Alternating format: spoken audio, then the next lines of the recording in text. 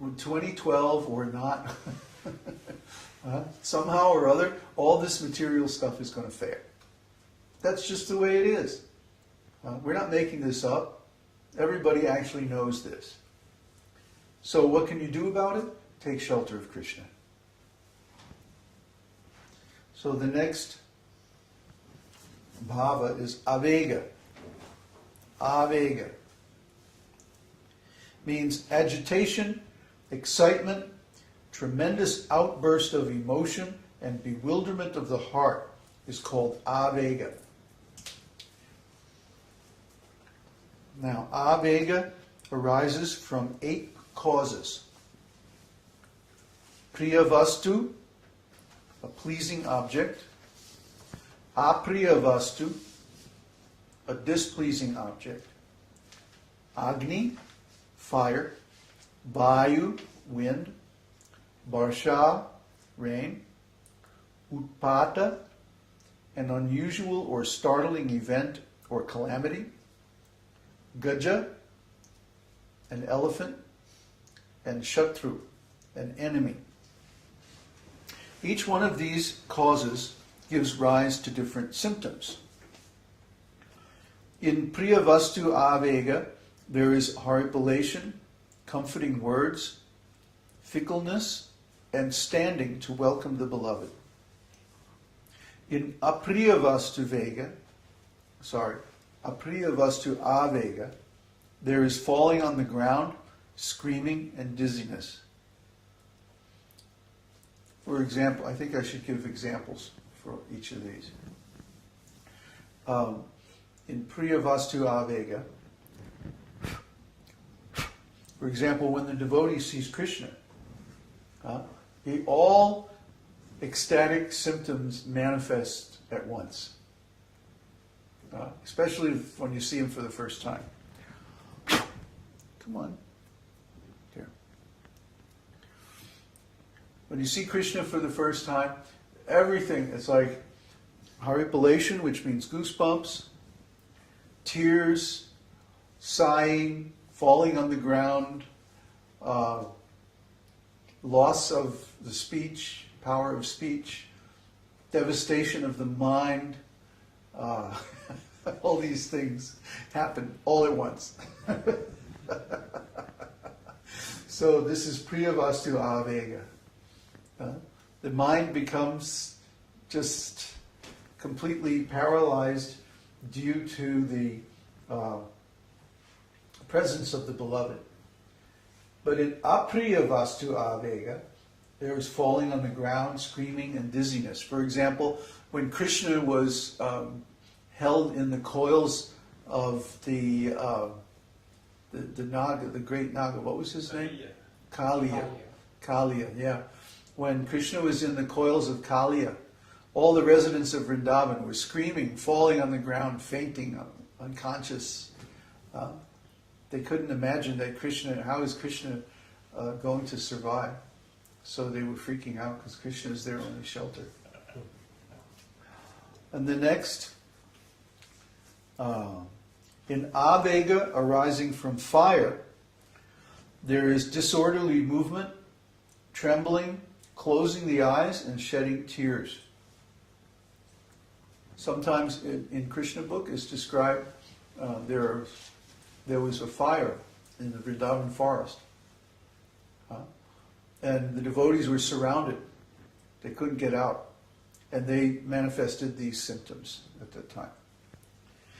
In āvega arising from wind, there is covering of the body, rapid movement, and wiping the eyes. Well, everyone has experienced this. If there's a big sudden gust of wind, you're like, covering the body, running. In āvega arising from rain, there is running, taking an umbrella, and contracting the body. Ever seen people get caught in the rain? It's so funny, huh? It's just water. Yeah, but they're trying to make themselves really small so the rain will fall around them and not hit them. I don't know why. But it's just water. You take a shower every morning in the same stuff. Why should you be afraid of a little water falling out of the sky? It's always... Because it's acid in Mexico City. Oh, well, in Mexico City I could see it. Burns you. But if you're in a nice place, then it's just beautiful. There's water coming from the sky. Remember that Beatles song, When the Rain Comes, they slip into the shade. No, that's when the sun comes. But anyway, people are afraid of rain. Huh? Why? I don't know. I don't get it. I think it's our clothes. Huh? No wonder clothes wet. Oh. My clothes. Well, one time I was in Guam, and there was a cyclone, which is a hurricane except in the Pacific. Now they're called cyclones, but they're the same thing. And this was kind of a mild cyclone. I mean, we had some really bad cyclones in Guam, but this was a mild one, and it was just lots and lots of rain. So what did I do? I went to the beach. Yeah. I had a blast. There was nobody there, you know. I just ran around in the rain, went in the water, swam. It's wet inside, it's wet outside, it's wet everywhere. Yeah, it was wet everywhere. I had this old car that the roof leaked. It was even wet in the car. So what? Okay, so in āvega, arising from calamity, there is change of facial color, astonishment, and trembling. Have you ever been in an earthquake? I mean, a really bad earthquake? I saw this happen again in Guam. That we had an 8.2 earthquake one day, just in the middle of the afternoon. What was I doing? I was in a recording studio. I was just about to lay down a track, and I was picking up my flute and getting ready to play. And I might have even had played a couple of notes, I think. And all of a sudden, it sounded like a freight train was running right through the building, and the whole place started shaking. And I dived under the grand piano. I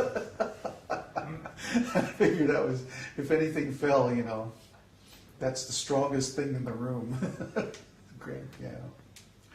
But that's how people react to a calamity.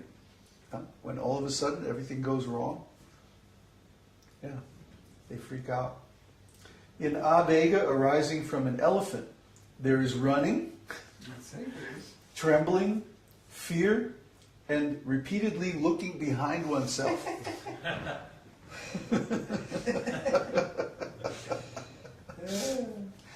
Yeah. In āvega, arising from an enemy, there is putting on armor, taking up weapons, and leaving home to go to battle. When the enemy comes, then the natural thing to do is get prepared for battle.